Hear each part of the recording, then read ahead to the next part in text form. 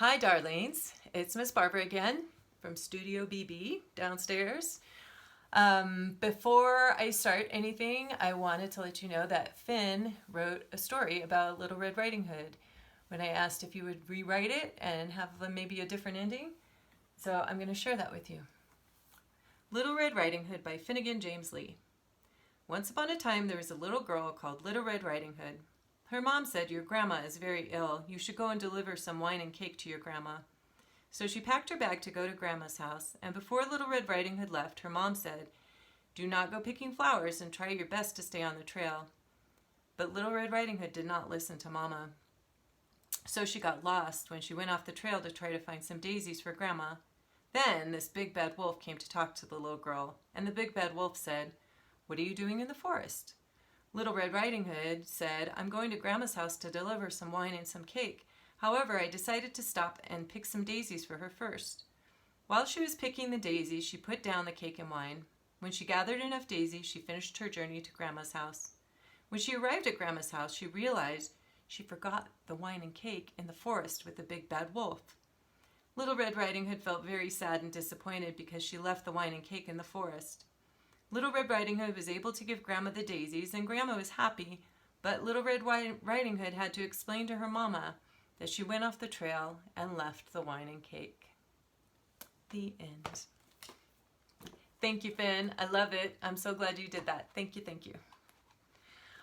So yesterday I went into our classroom so I could water the plants, and I picked up our book, Race to the Moonrise.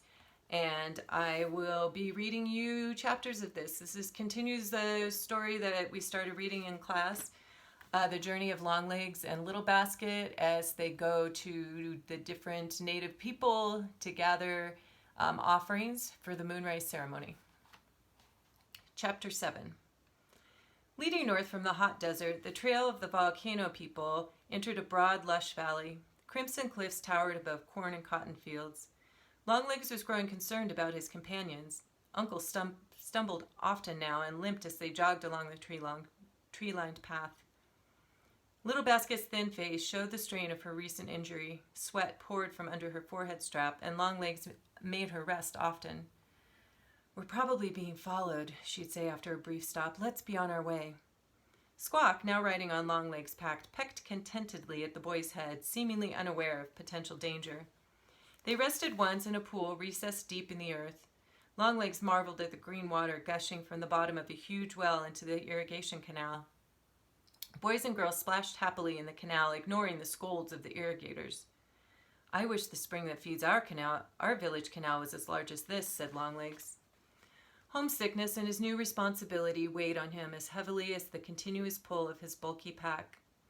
One evening, as they climbed the trail out of the Red Rock Canyon, Uncle pointed to the black silhouettes of the snow-capped craters in the distance.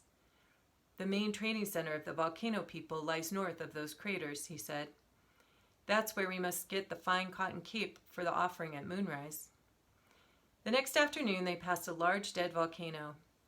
Pine trees covered the steep slopes and the air was cool. The trail stretched below a vast rainbow-colored desert. A solitary red crater jutted above the desert floor.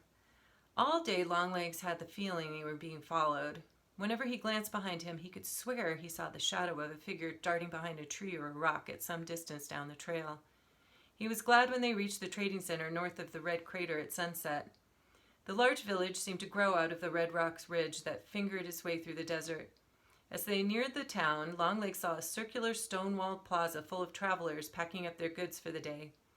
Uncle said, "The traders come from the North Country to trade beautiful black-on-white painted pottery for cotton and salt." Longlegs said, "There are as many traders here as in our own village." "There won't be any spare rooms to sleep in, I'm afraid," said Uncle. "But we shouldn't sleep outside the town in case we're being followed. Squawk kept looking behind us from your pack all day. I think he sensed something we couldn't." Longlegs didn't comment on what he had seen or thought he had seen. He didn't want to worry Little Basket more. That night they slept in a tiny storage room. Uncle and Little Basket fell asleep immediately. Longlegs was crammed between two large jars of dried corn and couldn't stretch out his legs. Mice scurried across the floor and nibbled on the spilled beans and corn kernels. When one raced over his face, Longlegs leaped to his feet, moved to the flat stone covering the small doorway, and stepped outside. Sounds of muffled drums and chanting from a distant ceremonial kiva floated through the sleepy village. He sucked in the cool night air and gazed at the moon. He remembered the woman of the mountain people telling him about the rabbit in the moon. Sure enough, Longlegs saw it. "Hello, Moon Rabbit," he said. "2 full moons from tonight, we need to be at Finger Rocks." As he gazed at the moon, he wondered if they would really make it on time. Suddenly, he noticed the moonlit shadow of a figure cast against the stone wall. Creeping towards him, the shadow revealed an upraised arm holding a club. Snatching the knife from his waist pouch, Longlegs whirled around. The dim shape of the tall man disappeared around the corner. The boy tore after him, his heart pounding. As his long strides closed the distance between them, he frantically wondered what he would do if he actually caught up with the man. As they raced across the plaza, Longlegs leaped for his would-be attacker, grabbing him by the throat. The man jerked away, leaving Longlegs with one of his many necklaces.